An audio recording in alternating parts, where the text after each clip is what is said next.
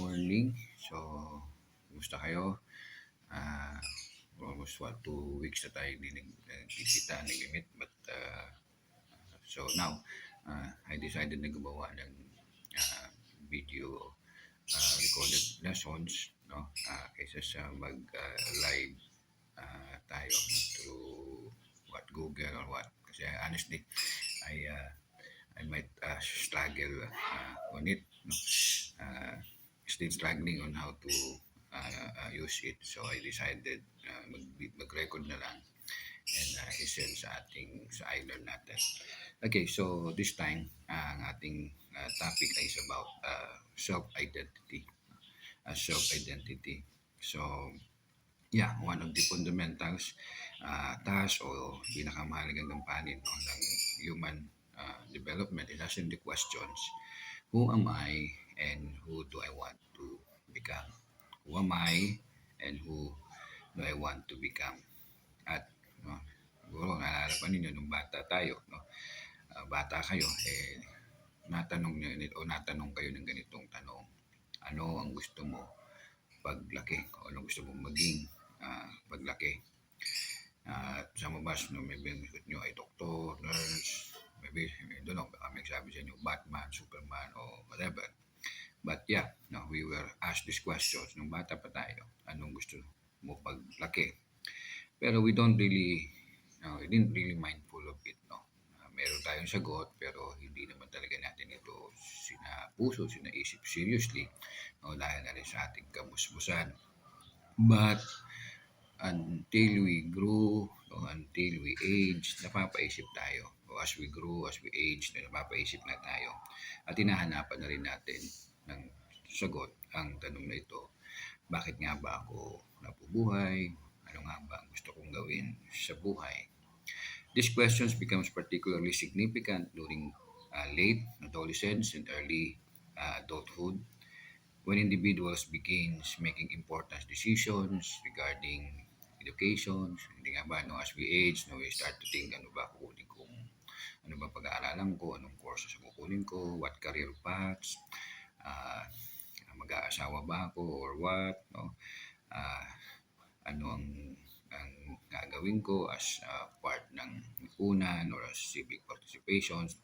The process of understanding oneself and envisioning one's future is central to the concept of self-identity and future orientations. So itong mga naisip nating education to take, career paths to take, relationship, civic participation, etc.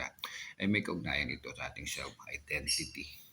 So, now let me go doon sa nature of self-identity. So, we're here to understand the nature of self-identity. Self-identity, again, sariling pagkakakilanlan, refers to an individual's understanding and perception of themselves.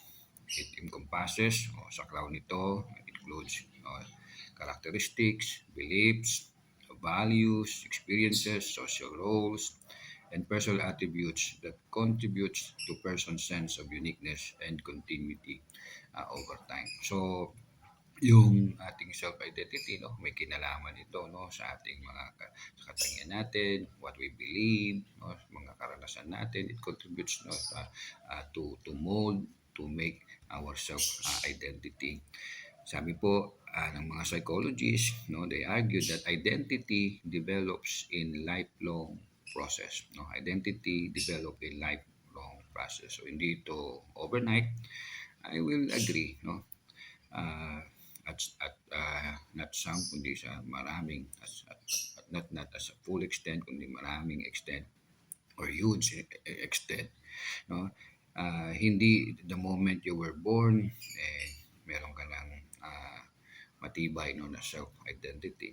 Of course, again, as I said, hindi at full or whole extent, kundi a huge extent, na talagang ang self-identity is a lifelong process. Dahil of course, may mga given na the moment we were born sa buhay na ito. Like, given na ang birthday, given na ang gender natin, given na ang family name natin or yung surname natin, given na ang citizenship natin, No? You were born in the Philippines, so you are a Filipino. Of course, no, with the parent na Filipino. No, given na yung nature natin, yung humanness natin as we are human. Yeah, given na even yung ating talent. Bagamat merong mga argumentos like is talent born or developed. No? But yeah, no, may kanya-kanya tayong kakayahan. We can observe it. No? Halimbawa, we can say that person, yeah, let's say, limang dancer. No? Even marunong silang pare-parehong mag-dance, but we can still identify the uniqueness ng bawat isa. Even dun sa same talent na meron sila, yung pagsayaw. So, again, going back po doon, no? So these are given itong mga bagay na ito. Again, birthday, gender, family name, surname, no, citizenship. Yes, our human nature o yung ating pong pagkatao. Yes, if you are a believer of God, believer of the Bible, no, ikaw ay nilikha niya. Nilikha ka ng Diyos. No?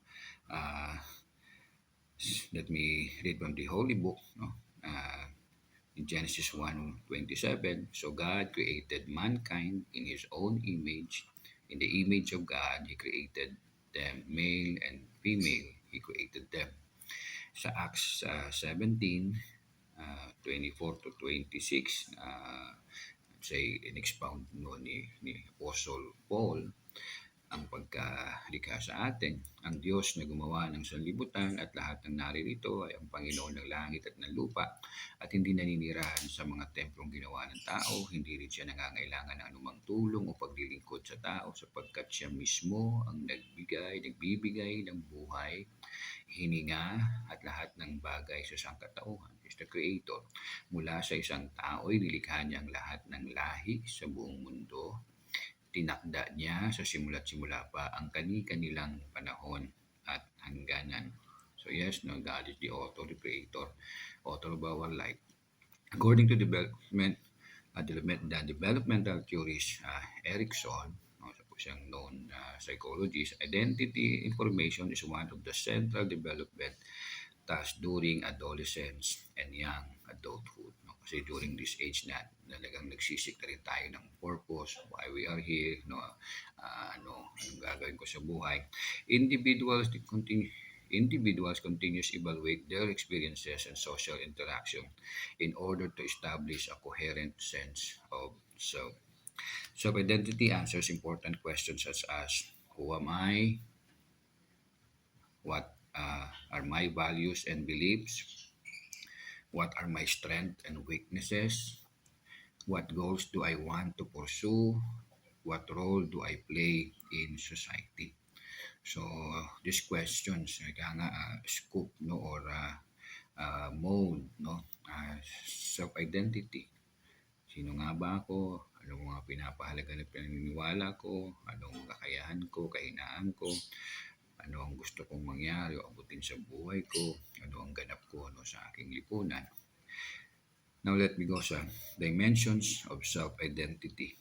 So meron po itong ilang dimensions ito pong itong self-identity o ang paghubog sa ating pong pagkakakilanlan. Una po yung personal identity. Personal identity. Pasensya na kayo, medyo hinaan ko lang yung boses ko because they're still sleeping dahil late na kami. Actually, early morning na kami nakauwi ng bahay. So, I hope maging okay yung audio. Personal identity refers to individuals' characteristics, personality traits, talents, and preference to distinguish one person from another. So, yeah, every individual has unique personality. Again, just like I said kanina, na even yung limang pare-parehong marunong sumayaw, we can pinpoint, especially kung ikaw din ay isang observer or you're also a dancer, no? You will know the uniqueness ng bawat dancers, no? So, even ang identical twin, no? We can still identify yung uniqueness na meron din sila. So again, it refers to individuals' characteristics, personality, traits, talents, and preference to distinguish one person from another. Social identity So talking about the dimension of self-identity. Social identity refers to the group and communities to which an individual belongs, such as family, school, religions, ethnicity, profession, and nationality. At hindi nga ba, no, mayroong din kinalaman, no, sa ating pong pagkakakilanlan, no, yung society, yung people that we are used to be, or kasama natin, no, as we grow, no, and nag-contribute daw sila, no, sa ating personality, sa ating, no, sa ating how we view lives, no, how we think, uh, what we believe, no. So kung sabi nga, no, kung sino yung nakakasama natin, no, na-adapt natin. Think about Tarzan, diba? Ah, namulat siya, no, na he's in the jungle. Namulat siya na he was with gorillas, no, monkeys. And so as he grew, he all thought, no, na siya ay monkey or gorilla. So ganun siya kumilos, ganun siya magsalita. Cultural identity represents the costume, traditions, language, and values inherited from one's cultural background. No? At hindi nga ba, no, may mga every citizen, every lahi, no, no, I mean, not lahing tao, kundi no, mga Pilipino, Chinese, no, uh, mayroong kanya-kanyang uniqueness, no, culturally. At yeah, ang culture is also, no, a contributor sa self identity ng isang tao. National identity refers to a person's sense of belonging to a nation's and commitment to its values, history, and development. Now, let me go sa significance of self-identity. Biglang uminit. Okay, let me go sa significance of self-identity. Anong kahalagahan, no, na meron tayong pagkakakilala sa sarili, no, we can identify our self-identity. A well-developed self-identity contributes to one, self-confidence and self-esteem. So if you know your identity, no, it builds your confidence, no, it builds your self-esteem, no, your self value. Sabi nga nila, psychological well-being o yung kabuuan ng isang pagkatao, no, yung thoughts niya, yung emotions niya, yung personality niya, yung mindset niya or ideology, no, uh, contributor, no, sa development ng kanyang self-identity. Then effective, ang significant po ng self-identity, again, self-confidence and self-esteem. Second is effective, sorry, ako. Okay, hindi na. Tuloy ko na lang to. Tapos naman na. Effective decision making. No? So because you know yourself, you know your talents, you know your personality, your traits. No? So this can lead you, helps you, no, to make decisions. No? Well decisions or effective decisions. Healthy interpersonal relationship.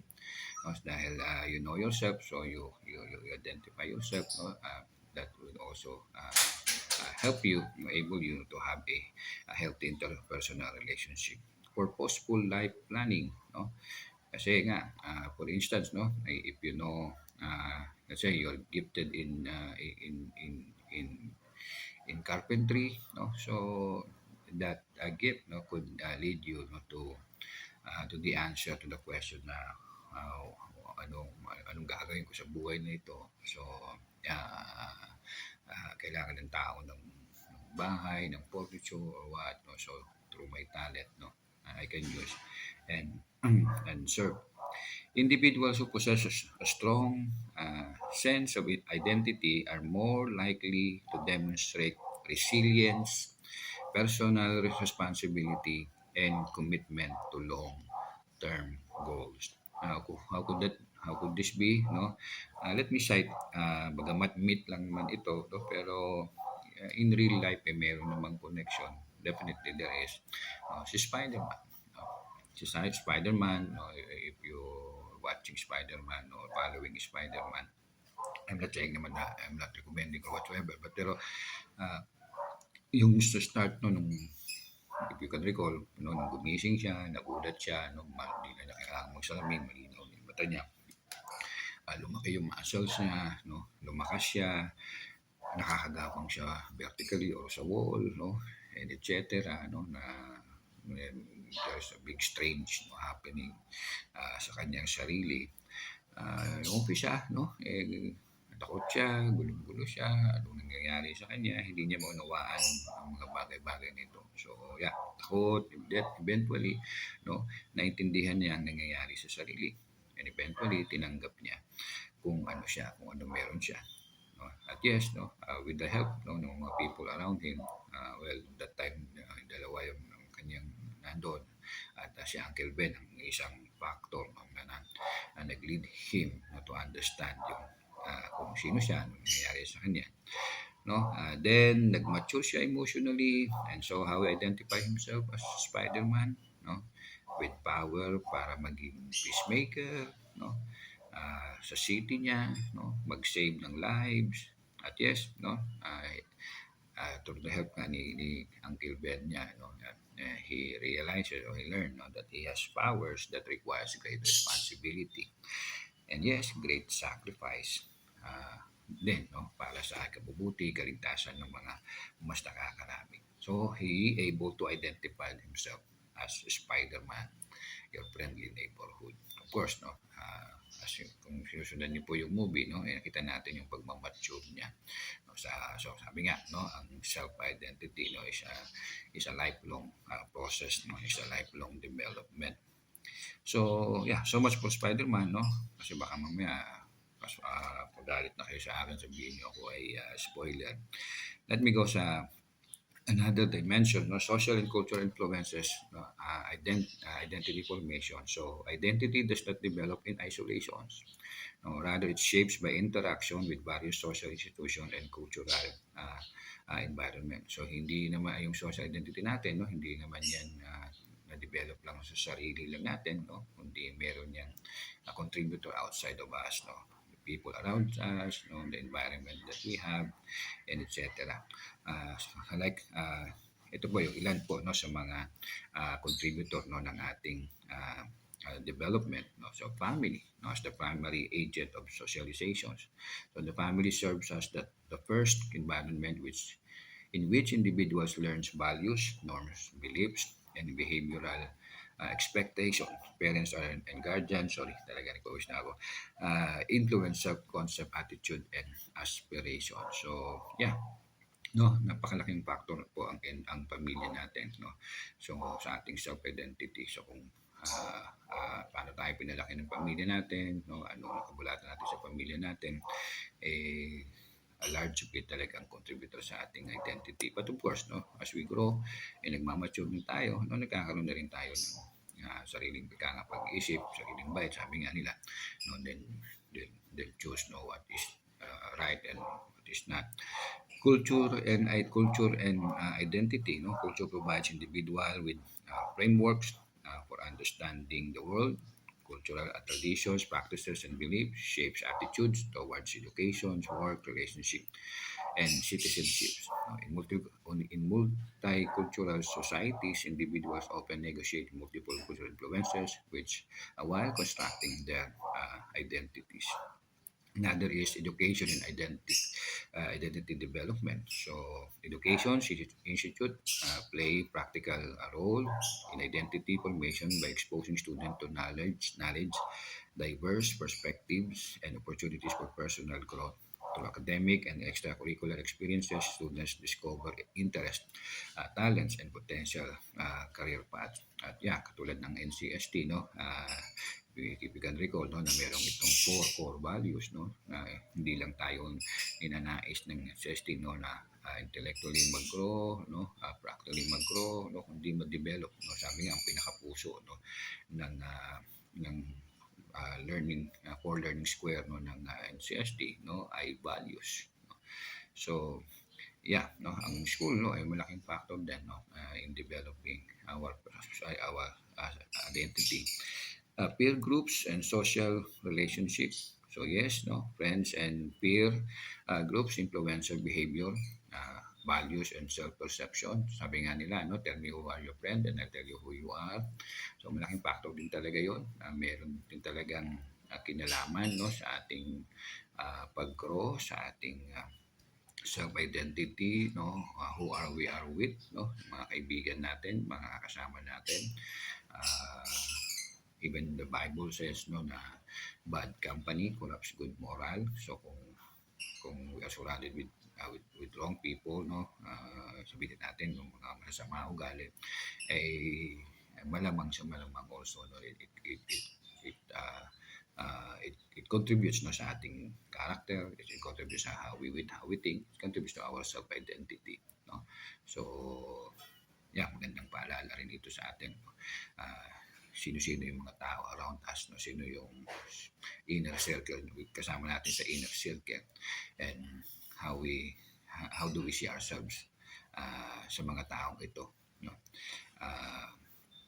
Are we becoming like them, no? Yes, individual is unique, no, pero no, meron talaga silang contributions in our self identity. At yes, lastly, no, media and digital technology. So even social media, no, contributes, no, sa identity ng tao. Modern media environment, no, significantly shapes image and aspiration. Social media platforms can provide opportunity for self-expressions and learning, but may also encourage unrealistic comparison and distorted perceptions of success. Kaya there is good, no, and bad, no, na pwedeng i-contribute sa atin, no, ng social media, no, ng mga digital technology. I recall, no, yung dalawang bata sa Tacloban, no, inuugnay yung kanilang addiction, yung ginawa nilang pamamaril, no, 30 shots, no, at pumatay ng dalawang kapwa nila estudyante, though they were just minor, yung isa ay minor lang, ina-attribute doon sa kanyang addiction, no, sa paglalaro ng isang video games. Some people were saying na hindi naman talaga yon ang pinaka, no, but I believe, no, hindi lang yon, no, pero factor yun yung mga bagay na yun, dahil totoo naman na meron din talagang epekto sa atin, no, yung social media, especially kung depende sa kung how we use the social media, while we're going to social media, or sa tayo, ano pinanonood natin, ano pinapakinggan natin, talagang it contributes, no, sa atin how we think, no, how we views life, and etc. So napakalaga din talaga din na ano na talagang ginagamit natin ng tama ang social media. So I want to end bago akong magbasang-basa na sa hindi sa ulan kundi sa pawis. Bawat isa sa atin ay unique in ang ating self-identity. Again, kahit nga identical twin. But yes, no, we are one as created being creature. No? Kung paano ang self-identity natin could lead us to the answer, no, to the questions, who am I, what I am here for, o ang dahilan ng aking buhay, we can really find it, no, itong questions na ito, answers to these questions, no, sa lumikha sa atin, no, sa creator natin, and that is God. At nawa, no, may you find, no, your self-identity and purpose sa lumikha sa iyo. Magandang umaga, great morning, and God bless us all. Ingat tayo. Magpasa kayo sa iLearn and so sa ating GC. Picturean nyo yung sarili niyo while listening to this video. And then, mag-send kayo ng what's your thought or anong lessons na tutunan nyo dito sa discussion na ito. And then, give one question. Okay? So, sige, ingat kayo. God bless you all.